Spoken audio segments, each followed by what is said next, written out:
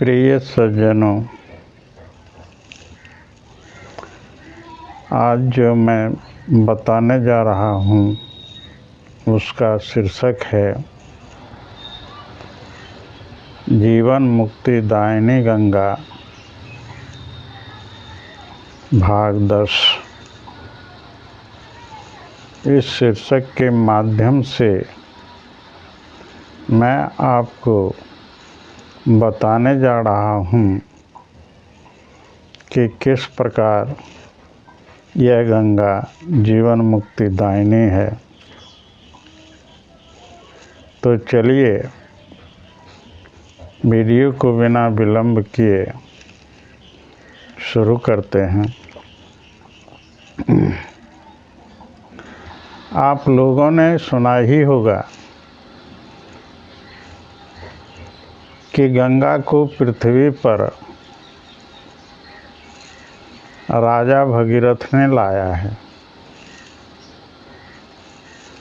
इसके पीछे एक पौराणिक कथा है।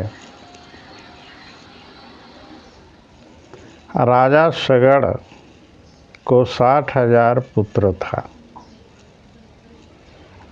उन्होंने अश्वमेध यज्ञ किया और अश्वमेध यज्ञ में एक श्यामकर्ण घोड़ा को छोड़ा गया था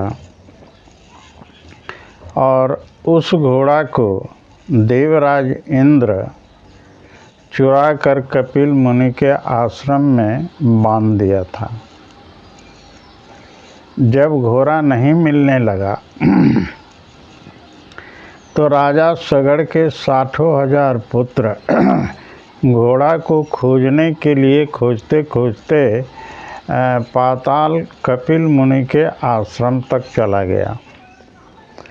वहाँ देखा कि कपिल मुनि ध्यानस्थ है, लेकिन सगड़ के पुत्रों ने समझा कि यह ढोंगी है, क्योंकि यह घोड़ा को चुरा कर लाया है और हम लोगों को देख करके यह ध्यानस्थ हो गया है। इसलिए इन्होंने गाली गलौज भी किया और लात भी मारे, जिसके चलते कपिल मुनि का ध्यान भंग हो गया और क्रोध से देखते ही 60,000 सगड़ पुत्रों का जलकर भस्म हो गया। तो इस प्रकार राजा सगड़ के 60,000 पुत्र कपिल मुनि के श्राप से भस्म हो गया। उसकी सद्गति के लिए अपने पूर्वजों के उद्धार के लिए राजा सगड़ के वंश का कई राजाओं ने गंगा को पृथ्वी पर लाने के लिए तप किया। लास्ट में राजा भगीरथ के तप से प्रसन्न होकर गंगा पृथ्वी पर आने के लिए तैयार हुई, परंतु उसमें भी एक समस्या पैदा हो गया कि गंगा डायरेक्ट पृथ्वी पर कैसे जाएगी। डायरेक्ट पृथ्वी पर उतरेगी तो पृथ्वी टूट जाएगी।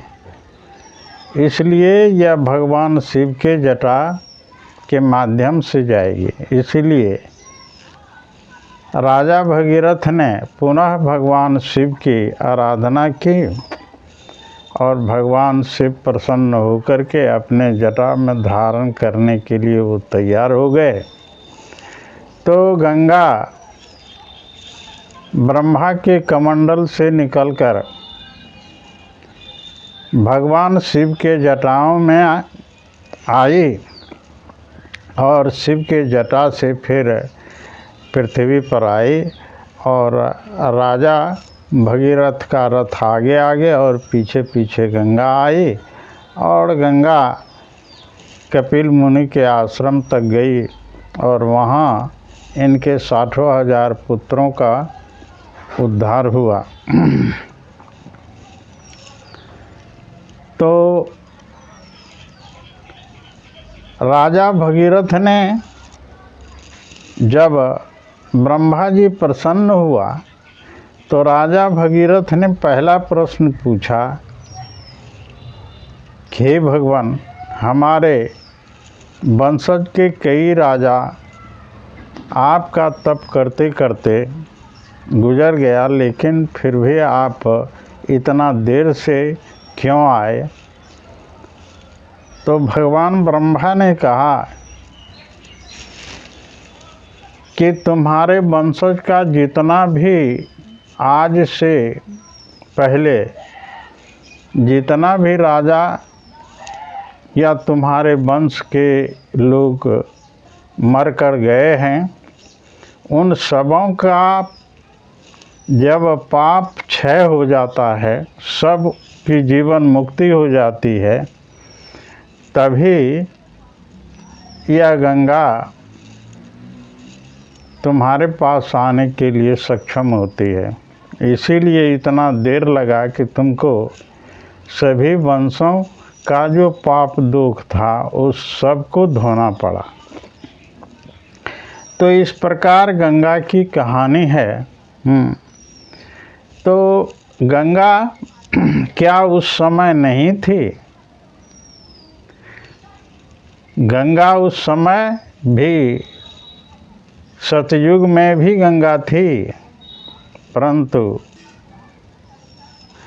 जल का जो स्रोत है, जल का स्रोत या तो बर्फ़ है या वर्षा की पानी है या सागर है।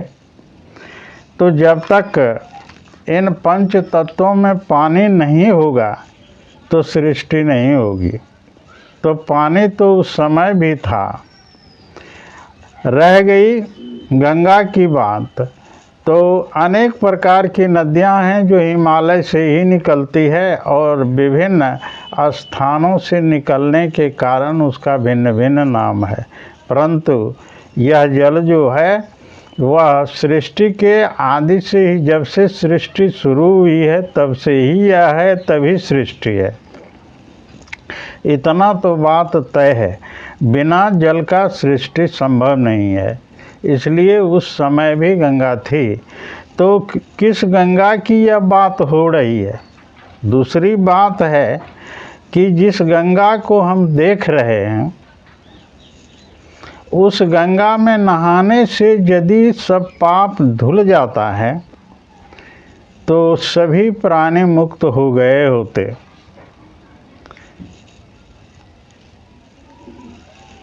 उस पानी में रहने वाली मछली, बैंग, सांप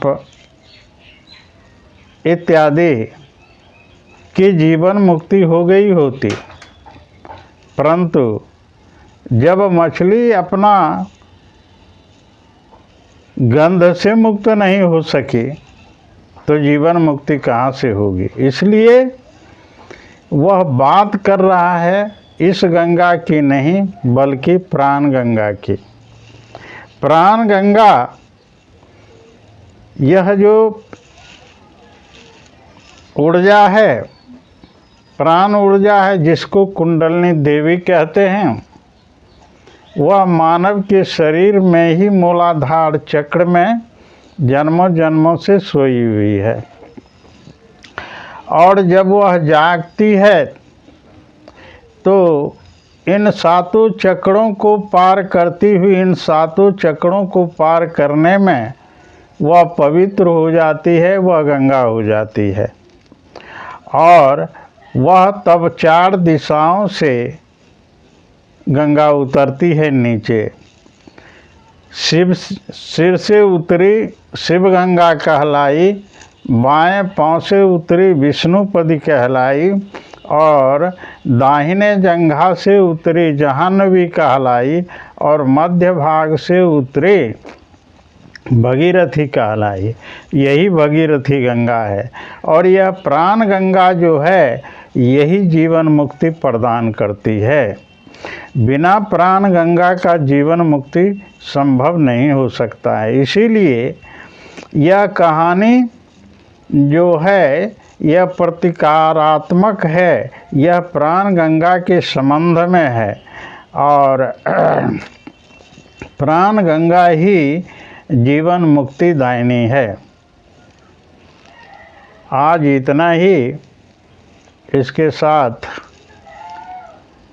मैं इस वीडियो से आप लोगों से विदा लेता हूँ। फिर दूसरे वीडियो के साथ मैं उपस्थित होऊंगा।